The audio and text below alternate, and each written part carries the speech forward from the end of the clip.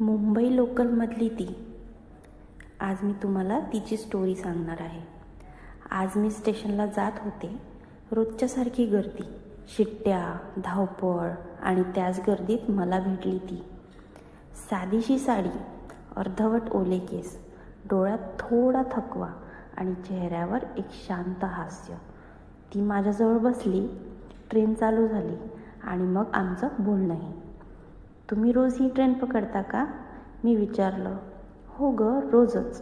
सकाळी 7च्या ट्रेनला चुकवायचं नाही, नाहीतर ऑफिसला उशीर. ती म्हणाली.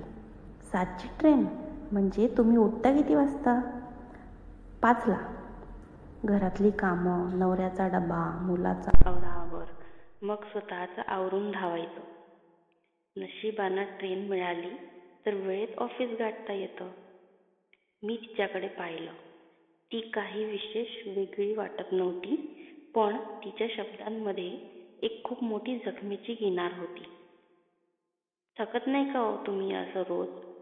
एकच क्रम, तेच काम, तेच लोक. ती हसली. थकतं ग शरीर, पण मनाला थकवायचं नाही, कारण या धकाधकीत वेळ कुणासाठी आहे?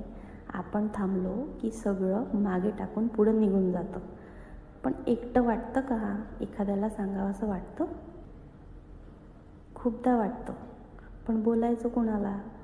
नवऱ्याला सांगितलं तर म्हणतो किती तक्रारी करतेस. मित्रमैत्रिणी सगळे आपापल्या धावपळीत. ऑफिसात सांगितलं तर वाटेल की काम चुकवत आहे, म्हणून मी स्वतःशीच बोलते. आणि ही लोकल, हीच माझी ऐकणारी सखी झाली आहे. मी थक्क झाले.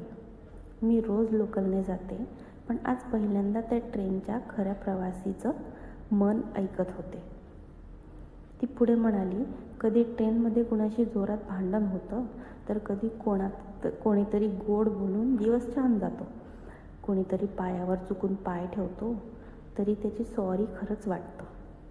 आणि कुणी एका जागेवरून उठून म्हणतं तुम्ही बसा, त्या क्षणाला वाटतं अजूनही माणुसकी जिवंत आहे. मुलगा कितवीत आहे? मी विचारलं तर ती म्हणाली 8वीत. हुशार आहे, पण वेळ द्यायला जमत नाही. संध्याकाळी ऑफिसवरून आली की पुन्हा स्वयंपाक, भांडी, कपडे. तो म्हणतो आई तू फक्त मोबाईलवर टाईम टेबल पाठवतेस, पण माझं मन कोण समजून घेईल? आणि मला खूप वाईट वाटतं. मग काय करता? काहीच नाही. फक्त त्याच्या डोक्यावरून हात फिरवते आणि म्हणते आईला माफ कर बेटा.